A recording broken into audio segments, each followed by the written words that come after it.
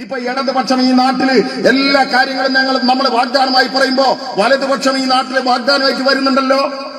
ഇവിടെ വലതുപക്ഷമല്ല, ഇവിടെ ഒരു പണക്കാരന്റെ കുതന്ത്രത്തിന്റെ സ്ഥാനാർത്ഥിയാണ് ഇവിടെ മത്സരിക്കുന്നതെന്നറിയാം. തോറ്റ് പൊട്ടിച്ച് കൈ കൊടുക്കണം. ഒരു പണക്കാരന്റെ മുമ്പിലും മുട്ടുമടക്കം മനസ്സില്ലടോ. അങ്ങനെ വളർന്നു വന്ന ഒരു തലമുറ ഈ കേരളത്തിലുള്ളത്. കമ്മ്യൂണിസ്റ്റുകാര് ഈ നാട്ടില് ലുങ്കി കച്ചവടം തുടങ്ങി ലാഭമുണ്ടാക്കി കോടികൾ ഉണ്ടായപ്പോ കണ്ണു കാണാതെ ധിക്കാരത്തിന്റെ വാക്കു പറഞ്ഞ് നടത്തുന്നവനെ ഈ മണ്ണിൽ കുഴിച്ചു മൂടണം. അതിന് നിങ്ങൾ ഉണ്ടാവണം, ഇല്ലേ? NDAയുമായിട്ട് സഖ്യം ഉണ്ടാക്കിയ ഞാനിപ്പോ അതിന്റെയൊക്കെ വിശദീകരണത്തിൽ നിന്നാല് അടുത്ത യോഗക്കാര് എന്നെ ചിലപ്പോ മേല് വേദനാക്കും. അതുകൊണ്ട് ഞാൻ പെട്ടെന്ന് പോവാ. പഴയ കാലത്ത് ഇതുപോലെ വീട്ടമ്മമാര് വരാറില്ലായിരുന്നു. 7 മണി കഴിഞ്ഞാൽ മിക്കവാറും പരിപാടിക്കൊന്നും വീട്ടമ്മമാരെ കിട്ടില്ല. എന്റെ വരാത്തതെന്ന് അന്വേഷിച്ച് വീട്ടിൽ പോയി വെല്ലടിച്ചാൽ വീട്ടമ്മ വന്ന് വാതിൽ തുറന്നിട്ട് ഒറ്റ ഓട്ട അകത്തേക്ക്. പുറത്തു വന്ന ആളെ പേടിച്ചല്ല, അകത്ത് പേടിപ്പെടുത്തുന്ന ഒരു സംഭവം നടക്കുന്നുണ്ട്. എന്താണ് ആ സംഭവം? ധർമ്മജൻ റെയിൽ പാളത്തിലേക്ക് കയറി മലബാർ എക്സ്പ്രസ് കുതിച്ചു വരുന്നു. അന്നത്തെ സീരിയൽ കഴിഞ്ഞ് ഉറക്കം കിട്ടുമോ? ധർമ്മജൻ റെയിൽ പാളത്തിലാണ് മലബാർ എക്സ്പ്രസ് കുതിച്ചു വരികയാണ്, അല്ലേ? പിറ്റേ ദിവസം വരെ കാത്തിരിക്കാണ്. പിറ്റേ ദിവസം വന്ന് നോക്കുമ്പോൾ ധർമ്മജൻ അങ്ങോട്ടും മലബാർ എക്സ്പ്രസ് അങ്ങോട്ടും പോയിട്ടുണ്ട്, അല്ലേ? എന്നാൽ നിങ്ങൾ നോക്ക്, മലയിടിഞ്ഞ് കുന്നിടിഞ്ഞ് ഉരുളുപൊട്ടി വന്ന മഹാപ്രളയകാലത്ത് നിങ്ങൾ ആരെങ്കിലും സീരിയൽ കാണാൻ നിന്നോ? സിനിമ കാണാൻ നിന്നോ? നിന്നില്ല. എന്നാൽ കേരളത്തിലെ സകല വീട്ടമ്മമാർ മാത്രമല്ല, കേരളത്തിലെ സകല മലയാളികളും, ലോകത്തുള്ള സകല മലയാളികളും വൈകുന്നേരം 6 മണിയായാൽ ടെലിവിഷൻ ചാനലിന്റെ മുമ്പിൽ വന്ന് കാത്തിരിക്കുക. സിനിമ കാണാനാണോ? സീരിയൽ കാണാനാണോ? അല്ല. മമ്മൂട്ടിയെ കേൾക്കാനാണോ? മോഹൻലാലിനെ കാണാനാണോ? അല്ല. ഒറ്റ മനുഷ്യനെ കാണാൻ, ഒറ്റ മനുഷ്യനെ കേൾക്കാൻ. ആരാണ് അയാൾ? കേരളത്തിന്റെ മുഖ്യമന്ത്രി സഖാവ് പിണറായി വിജയനെ കാണാനും കേൾക്കാനും. എന്താ സഖാവ് പറഞ്ഞത്? പുഴവെള്ളം പ്രളയജലം ഒഴുകി വരികയാണ്. സഖാവ് എന്താ പറഞ്ഞത്? നമ്മൾ അങ്ങോട്ട് ഇറങ്ങല്ലേ. എന്നിട്ട് അദ്ദേഹം പറഞ്ഞൊരു കാര്യമുണ്ട്, റീബിൽഡ് കേരള, പുനഃസൃഷ്ടിക്കും ഈ കേരളത്തെ. അടുത്ത വാചകമാണ് പ്രസക്തം. പ്രളയത്തിന് മുമ്പുള്ള കേരളമല്ല, ഒരു പുതിയ കേരളം. പ്രിയപ്പെട്ടവരെ, നിങ്ങൾ നോക്ക്, ഈ നാട്ടിലെ റോഡുകൾ തകർന്ന് തരിപ്പണമായി പോയി, പാലങ്ങൾ തകർന്ന് തരിപ്പണമായി പോയി, സ്കൂൾ കെട്ടിടങ്ങൾ തകർന്ന് തരിപ്പണമായി പോയി, സ്കൂളുകൾ തകർന്നു പോയി, ഒരുപാട് പേരുടെ വീടുകൾ പോയി, കൃഷിയിടങ്ങൾ പോയി, ഇല്ലേ? ആ തകർന്ന റോഡുകളാണോ ഇപ്പൊ നമ്മുടെ നാട്ടിലുള്ളത്? തകരുന്ന കാലത്തുള്ള റോഡാണോ? അതിനേക്കാളും നല്ല മനോഹരമായ റോഡുകൾ ഉണ്ടായി നമ്മുടെ നാട്ടില്. പഴയ കാലത്ത് ഓടിട്ട സ്കൂൾ കെട്ടിടങ്ങള്, ഇല്ലേ? ആ സ്കൂൾ കെട്ടിടങ്ങൾ തകർന്നിടത്ത് പുറത്ത് നിന്ന് നോക്കിയാൽ പഞ്ചനക്ഷത്ര ഹോട്ടലാണെന്ന് തോന്നിക്കുന്ന മനോഹരമായ കെട്ടിട സംവിധാനങ്ങൾ, ഡിജിറ്റൽ സംവിധാനത്തിലൂടെ പഠിക്കുന്ന കുട്ടികൾ. ഞാൻ പലയിടത്തും പറയുന്ന ഒരു കാര്യമുണ്ട്, എന്റെ കയ്യിൽ മൊബൈലുണ്ട്, വാട്സപ്പ് എനിക്കറിയാം, ഫേസ്ബുക്ക് എനിക്കറിയാം. അതിനപ്പുറത്തേക്ക് കോള് വന്നാൽ എടുക്കും, അതിനപ്പുറത്തേക്ക് ഇത് കേട് വന്നാൽ ഞാൻ എന്റെ പേരക്കുട്ടിയുടെ കൈ കൊടുക്കും, മാമ്പരം മറിച്ചിട്ട് ഓൻ കൈ തരും. എന്താ കാരണം? ഓന് ഡിജിറ്റൽ സംവിധാനത്തിലൂടെയാണ് പഠിക്കുന്നത്. നമ്മുടെ സ്കൂളുകൾ മാറി, നമ്മുടെ ആശുപത്രികൾ നോക്കുങ്ങള്, ഒരു ഡോക്ടർ, ഒരു നഴ്സ്, ഇല്ലേ? ഉച്ചക്ക് അടച്ചുപൂട്ടി പോയിരുന്ന, 1 മണിക്ക് അടച്ചുപൂട്ടി പോയിരുന്ന, മരുന്നില്ലാത്ത കോവിഡിന്റെ കാലത്ത്. എന്താ കോവിഡിന്റെ പ്രത്യേകത? ഈ ഇരിക്കുന്നവരിൽ സർക്കാർ ജീവനക്കാരുണ്ട്, അധ്യാപകരുണ്ട്. നിങ്ങൾ ജോലിക്ക് പോയോ? കച്ചവടക്കാരുണ്ട്. നിങ്ങൾ പീടിക തുറന്നോ? കർഷക തൊഴിലാളിന്റെ അന്നന്ന് അധ്വാനിച്ച് അടുപ്പ് പോയിരിക്കുന്ന അവര് പണിക്ക് പോയോ? ഒരാളും പണിക്ക് പോയില്ല. അന്നന്ന് അധ്വാനിച്ച് അടുപ്പ് പുകയുന്ന ഈ കേരളത്തിന്റെ വീടുകളിൽ ഒരാളും ജോലിക്ക് പോവാതിരുന്നിട്ടും ഈ കേരളത്തിൽ ആരെങ്കിലും പട്ടിണി കിടന്ന് മരിച്ചോ? മരിച്ചില്ല. എന്താ കാരണം? ഞാൻ മൈക്കില്ലാതെ ചോദിക്കുന്നു. എന്താ കാരണം? വെറുതെ അല്ല നമ്മൾ തോറ്റുപോണേ. എന്താ കാരണം? പട്ടിണി കിടന്നില്ല. എന്താ കാരണം? കിറ്റ്. എന്താ പറയാൻ നിങ്ങൾക്ക് വലിയ പ്രയാസം? കിറ്റ് കിട്ടി, ഇല്ലേ? പ്രളയകാലത്ത് നിങ്ങൾക്ക് കിറ്റ് തന്നു. അതുപോലെ തന്നെ 2 പ്രളയകാലത്ത്, കോവിഡിന്റെ കാലത്ത് കിറ്റ് തന്നു.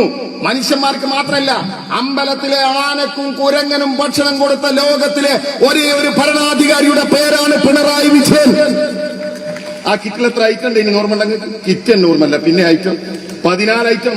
14ാമത്തെ ഐറ്റം എന്ന് പറഞ്ഞാൽ സഞ്ചി, 13ാമത്തെ ഐറ്റം എന്ന് പറഞ്ഞാൽ തീപ്പെട്ടി, 12ാമത്തെ ഐറ്റം എന്ന് പറഞ്ഞാൽ മെഴുതിരി. എന്തിനാ മെഴുതിരിയും തീപ്പെട്ടിയും? നിങ്ങളുടെ മധ്യ കേരളത്തില് 4000 ചില്ലാനം ട്രാൻസ്ഫോമറുകൾ കത്തിപ്പോയി. ഞങ്ങളുടെ മലബാറിലടക്കം വെള്ളം കയറിയ വീടുകളിൽ സ്വിച്ചിട്ടാൽ ഡിം അടിച്ചു പോകും. ഒരു ഗവൺമെന്റിന്റെ കരുതൽ നോക്കുങ്ങള്. തീപ്പെട്ടി കരുതുക, മെഴുതിരി കത്തിക്കുക. പ്രളയജലൊക്കെ ഇറങ്ങിയിട്ട് 3 മാസം കഴിഞ്ഞപ്പോ എന്റെ നാട്ടിൽ മുസ്ലിം ലീഗിന്റെ വമ്പിച്ച പൊതുയോഗം ഇല്ല. നേതാവ് എന്നിട്ട് പ്രസംഗിച്ചെന്നറിയോ? എനിക്ക് കിട്ടിയ കിറ്റിൽ തീപ്പെട്ടിയില്ല, ബാക്കിയൊക്കെ ഉണ്ട്. അരിയുണ്ട്, കൊത്തമ്പാലിണ്ട്, മല്ലിയുണ്ട്, മേത്തേക്കുന്ന സോപ്പുണ്ട്, അലക്കണ സോപ്പുണ്ട്. ഓന് തീപ്പെട്ടി കിട്ടാത്ത പ്രശ്നം. നിങ്ങൾ നോക്ക്, ആ മഹാപ്രളയത്തെ നമ്മൾ അതിജീവിച്ചില്ലേ? മറുമരുന്നില്ലാത്ത കാലത്ത് കോവിഡിനെ നമ്മൾ അതിജീവിച്ചില്ലേ? പ്രിയപ്പെട്ടവരെ, പ്രളയം പറയുമ്പോ മറക്കാൻ പറ്റാത്തൊരു കാര്യമുണ്ട്. അതുകൂടി പറഞ്ഞ് ഞാൻ അവസാനിപ്പിക്കുക. ഇപ്പൊ ഇടതുപക്ഷം ഈ നാട്ടില് എല്ലാ കാര്യങ്ങളും നമ്മൾ വാഗ്ദാനമായി പറയുമ്പോ വലതുപക്ഷം ഈ നാട്ടില് വാഗ്ദാനമായിട്ട് വരുന്നുണ്ടല്ലോ. ഇവിടെ വലതുപക്ഷമല്ല, ഇവിടെ ഒരു പണക്കാരന്റെ കുതന്ത്രത്തിന്റെ സ്ഥാനാർത്ഥിയാണ് ഇവിടെ മത്സരിക്കുന്നതെന്നറിയാം. തോറ്റ് പൊട്ടിച്ച് കൈ കൊടുക്കണം. ഒരു പണക്കാരന്റെ മുമ്പിൽ മുട്ടുമടക്കാൻ മനസ്സില്ലടോ. അങ്ങനെ വളർന്നു വന്ന ഒരു തലമുറ ഈ കേരളത്തിലുള്ളത്. കമ്മ്യൂണിസ്റ്റുകാര് ഈ നാട്ടില് ലുങ്കി കച്ചവടം തുടങ്ങി ലാഭം ഉണ്ടാക്കി കോടികൾ ഉണ്ടായപ്പോ കണ്ണു കാണാതെ ധിക്കാരത്തിന്റെ വാക്കു പറഞ്ഞ് നടത്തുന്നവനെ ഈ മണ്ണിൽ കുഴിച്ചു മൂടണം. അതിന് നിങ്ങൾ ഉണ്ടാവണം, ഇല്ലേ? NDAയുമായിട്ട് സഖ്യം ഉണ്ടാക്കുക. ഞാനിപ്പോ അതിന്റെയൊക്കെ വിശദീകരണത്തിൽ നിന്നാല് അടുത്ത യോഗക്കാര് എന്നെ ചിലപ്പോ മേല് വേദനാക്കും. അതുകൊണ്ട് ഞാൻ പെട്ടെന്ന് പോവുക. ഒറ്റ കാര്യം കൂടി പറഞ്ഞ് ഞാൻ അവസാനിപ്പിക്കാം. ബാക്കി കാര്യങ്ങൾ ഇവിടെ ഉള്ളവർ പറയും. ഒരു പ്രളയം മറക്കാൻ പറ്റുമോ പ്രിയപ്പെട്ടവര്? കഴിഞ്ഞ 2024 ജൂലൈ മാസം 30-ാം തീയതി എന്നെ പോലെ നിങ്ങളെ പോലെ വീടുകളിൽ പോയി കിടന്നുറങ്ങിയ ഒരുപാട് മനുഷ്യരുണ്ടായിരുന്നു. എന്റെ നാട്ടില് ആനിക്കാമ്പൊയിൽ കള്ളാടി മേപ്പാടി തുരങ്കപാത, സഹൗപ്പനോട് വന്നപ്പോ ചോദിച്ചതാ. ആനിക്കാമ്പൊയിൽ കള്ളാടി മേപ്പാടി തുരങ്കപാത 3.5 കോടിയുടെ വികസനം. ഞാനത് പറയാൻ നിൽക്കുന്നില്ല. ആ മേപ്പാടിയിൽ നിന്ന് ഇത്തിരി പോയാൽ മുണ്ടക്കൈ, ചൂരൽമല, പുഞ്ചിരിമറ്റം ഒരുപാട് മനുഷ്യര് നമ്മളെ പോലെ ഉണ്ടായിരുന്നു. ആ രാത്രിയിൽ മഴ പെയ്ത് മലയിടിഞ്ഞു കുന്നിടിഞ്ഞ് 100-400 മനുഷ്യര് പിറ്റേ ദിവസം ജീവിതത്തിലേക്ക് ഉണർന്നില്ല, കുത്തിയൊലിച്ചുപോയി. അവിടെ നിന്ന് എവിടെ കിടക്കുന്നു? കോഴിക്കോട് ജില്ലയിലെ എന്റെ ഗ്രാമത്തിന്റെ മറ്റൊരു ഭാഗത്തൂടെ ഒഴുകുന്ന നദിയുടെ പേര് ചാലിയാർ പുഴ. പ്രിയപ്പെട്ടവരെ, ജൂലൈ 31 പ്രഭാതത്തിൽ ഞങ്ങൾ കണ്ട കാഴ്ച എന്താണെന്നറിയോ? ആ ചാലിയാർ പുഴയിലൂടെ മനുഷ്യന്റെ ജഡങ്ങൾ ഇങ്ങനെ കൂട്ടത്തോടെ ഒലിച്ചു വരിക. പെറുക്കി കൂട്ടാൻ തോണിയിൽ പോയവരാ ഞങ്ങള്. മയ്യത്ത് മൃതശരീരം കണ്ട് തോണിയിലേക്ക് കയറ്റുമ്പോ ഉടലുള്ളതിന് തലയുള്ളതിന് കൈകാലുകളില്ല. അരികില് മണ്ണില് പൂണ്ട് കിടക്കുന്ന അവശിഷ്ടങ്ങള് കയ്യോ കാലോ കാണുമ്പോ പ്രതീക്ഷയോടെ മാന്തിയെടുക്കുമ്പോ ഒരു കൈയിലും ഒരു കാലിലും അവസാനിക്കുക. വയനാട് എവിടെ കിടക്കുന്നു? എന്റെ നാട് എവിടെ കിടക്കുന്നു? സൂചിപ്പാറ വെള്ളച്ചാട്ടത്തിൽ അലക്കുകല്ലിൽ അരക്കുന്നത് പോലെ മനുഷ്യനെ ചിന്ന ഭിന്നമാക്കി ഒഴുകി വരിക. പക്ഷെ നിങ്ങൾ നോക്ക്, നമ്മൾ ആ മലയിലേക്ക് ഈ നാട് ഒരുമിച്ച് ഒഴുകിയെത്തി. നമുക്ക് ജാതി ഉണ്ടായിരുന്നു, നമുക്ക് മതത്തിന്റെ വേർതിരിവുണ്ടായിരുന്നു, നമുക്ക് രാഷ്ട്രീയത്തിന്റെ വേർതിരിവുണ്ടായിരുന്നു. എല്ലാരും വന്നു. ഇന്ത്യയുടെ പ്രധാനമന്ത്രി പ്രത്യേക വിമാനത്തിൽ പറന്നെത്തി കണ്ണൂരിറങ്ങി. എന്നിട്ട് പ്രത്യേക ഹെലികോപ്റ്ററിൽ ആകാശത്തിലൂടെ വീക്ഷണം നടത്തി. സാന്ദർഭികമായിട്ട് പറയണം, ആ ഹെലികോപ്റ്ററിന്റെ പൈസ ആര് കൊടുക്കണമെന്നാ വിചാരിച്ച്? നമ്മൾ കൊടുക്കണം. എന്തേ ഞാൻ അങ്ങനെ പറയാൻ?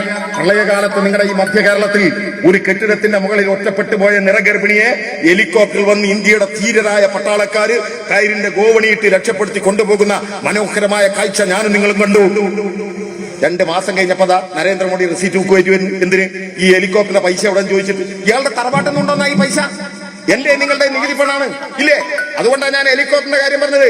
ഹെലികോപ്റ്ററിൽ വന്ന് മേപ്പാടി ഗവൺമെന്റ് സ്കൂളിന്റെ മുറ്റത്തിറങ്ങി. എന്നിട്ട് നേരെ മേപ്പാടി ആശുപത്രിയിലേക്ക് പോയി. ശേഷമുള്ള കാഴ്ച പ്രിയപ്പെട്ടവരെ നിങ്ങളെ കണ്ടതല്ലേ? മേപ്പാടി ആശുപത്രിയിലെ ഈ പരിക്ക് പറ്റിയവരിങ്ങനെ കണ്ടു നിൽക്കുമ്പോ ഒരു മുസ്ലിം സ്ത്രീയുടെ അടുത്തേക്ക് പോകുന്നു. ആ മുസ്ലിം സ്ത്രീയുടെ 2.5 വയസ്സുള്ളൊരു പെൺകുട്ടി. മറന്നോ നിങ്ങൾ അവളുടെ പേര്? മറന്നോ? അവളുടെ പേര് നൈസമോൾ എന്നാണ്. ഇന്ത്യയുടെ പ്രധാനമന്ത്രിയുടെ താടിയിൽ ഇങ്ങനെ തടവി. ഇന്ത്യയുടെ പ്രധാനമന്ത്രിയുടെ മുഖത്ത് നിന്ന് കണ്ണടയൂരി കളിച്ചു. 2.5 വയസ്സിന്റെ ശൈശവത്തിന് അറിയില്ലല്ലോ തന്റെ മുമ്പിൽ നിൽക്കുന്നത് ഇന്ത്യയുടെ പ്രധാനമന്ത്രിയാണെന്ന്. ഞാനും നിങ്ങളും ടെലിവിഷനിൽ ആ കാഴ്ച നേരിട്ട് കണ്ടു. പിറ്റേ ദിവസത്തെ സകല പത്രങ്ങളുടെയും 1-ാം പേജിൽ ആ ചിത്രം അച്ചടിച്ചു വന്നു. RSSും BJPയും ലോകത്തിനു മുമ്പിൽ പ്രചരിപ്പിച്ചത് എന്താണ്? കാരുണ്യത്തിന്റെ പ്രധാനമന്ത്രി, കാരുണ്യത്തിന്റെ പ്രധാനമന്ത്രി. പ്രിയപ്പെട്ടവരെ, സാന്ദർഭികമായി പറയാണ്, ആ പെൺകുട്ടി ആരാന്നറിയോ നിങ്ങൾക്ക്? ആ പെൺകുട്ടി ആരാന്നറിയോ നിങ്ങൾക്ക്? ആ പ്രളയം കഴിഞ്ഞ് 3 മാസം കഴിഞ്ഞപ്പോ കാഞ്ചനമാലയോടൊപ്പം ഞാനും പോയി വയനാട്ടിലേക്ക്. അറിയില്ലേ കാഞ്ചനമാലി? അറിയില്ലേ? ഇരുവഴിഞ്ഞിപ്പുഴ അറബിക്കടലിലുള്ളതാണെങ്കിൽ കാഞ്ചന മൊയ്തീനുള്ളതാണ്.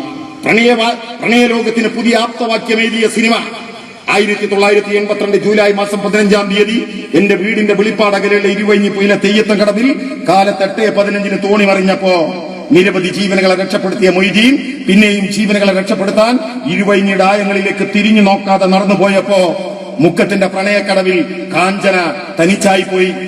എന്റെ ഉമ്മയുടെ അനിയത്തിയുടെ മകനാണ് മൊയ്തീൻ എന്നതുകൊണ്ട് അന്ന് മുതൽ കാഞ്ചന എനിക്ക് ഏടത്തിയമ്മയാണ്. ആ ഏടത്തിയമ്മയോടൊപ്പം ഒരു പ്രളയത്തിന്റെ ബാക്കി പത്രമായ കാഞ്ചനയോടൊപ്പം ഈ മേപ്പാടിയിലെ വയനാട്ടിലെ സഖാക്കൾ ആവശ്യപ്പെട്ട പ്രകാരമാണ് ഞങ്ങൾ പോയത്. മുണ്ടക്കൈയും ചൂരൽമലയും പുഞ്ചിരിമറ്റവും എല്ലാം നടന്നു കണ്ടു. ചൂരൽമല അങ്ങാടിയിലെത്തി. അപ്പൊ സഖാക്കൾ എന്നോട് പറഞ്ഞു, 1 വർഷം മുമ്പ് സഖാവ് DYFയുടെ പരിപാടിയിൽ പ്രസംഗിച്ചത് ഇവിടെയാ. ഞാൻ ഓർത്തെടുത്തു, ശരിയാണ്. ഒരു കൊല്ലം മുമ്പ് ഞാൻ അവിടെ പ്രസംഗിച്ചിട്ടുണ്ട്.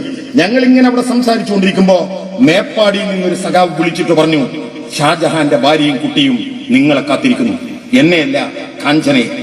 ആരാ ഷാജഹാൻ അറിയോ നിങ്ങൾക്ക്? ആരാ ഷാജഹാൻ അറിയോ നിങ്ങൾക്ക്? ഞാൻ ഡിവൈഎഫ്ഐയുടെ പരിപാടിയിൽ ചൂരൽമലയിൽ പ്രസംഗിച്ചപ്പോ എനിക്ക് നന്ദി പറഞ്ഞ സഖാവിന്റെ പേരാണ് ഷാജഹാൻ. അവൻ ഇനി ലോകത്ത് ജീവിച്ചിരിപ്പില്ല. കൊണ്ടുപോയി മഹാപ്രളയം. അവന്റെ ഉമ്മാനെ കൊണ്ടുപോയി, അവന്റെ പാപ്പാനെ കൊണ്ടുപോയി, അവന്റെ മൂത്ത മകളെ കൊണ്ടുപോയി. ആ ഷാജഹാന്റെ പുന്നാര മകളുടെ പേരാണ് നൈസമോൾ. ഇന്ത്യയുടെ പ്രധാനമന്ത്രിയുടെ താടിയിൽ തടവിയ പെൺകുട്ടി. മേപ്പാടി അങ്ങാടിയിൽ വെച്ച് ഷാജഹാന്റെ പ്രിയപ്പെട്ടവളെ കണ്ടപ്പോ അറിയാതെ ഞാൻ പറഞ്ഞുപോയി, നിങ്ങളുടെ പ്രിയപ്പെട്ടവനായിരുന്നു എനിക്ക് നന്ദി പറഞ്ഞതെന്ന്. അവരെന്റെ മുമ്പിൽ നിന്നു പെയ്തു. പ്രിയപ്പെട്ടവരെ, അവരെന്റെ മുമ്പിൽ നിന്നു പെയ്തു. ആ നമ്മുടെ പ്രിയപ്പെട്ട ഷാജഹാന്റെ പുന്നാര മകൾ നൈസമോൾ, ഇന്ത്യയുടെ പ്രധാനമന്ത്രിയുടെ താടിയിൽ തടവിയ പെൺകുട്ടി. ആ പെൺകുട്ടിക്ക് ഒരു നയാ പൈസ കൊടുത്തോ ഇന്ത്യ ഭരിക്കുന്ന ഭരണാധികാരികൾ? കൊടുത്തോ? തോൽക്കാൻ ഞങ്ങൾക്ക് മനസ്സില്ലടോ, ഞങ്ങൾക്ക് മനസ്സില്ല.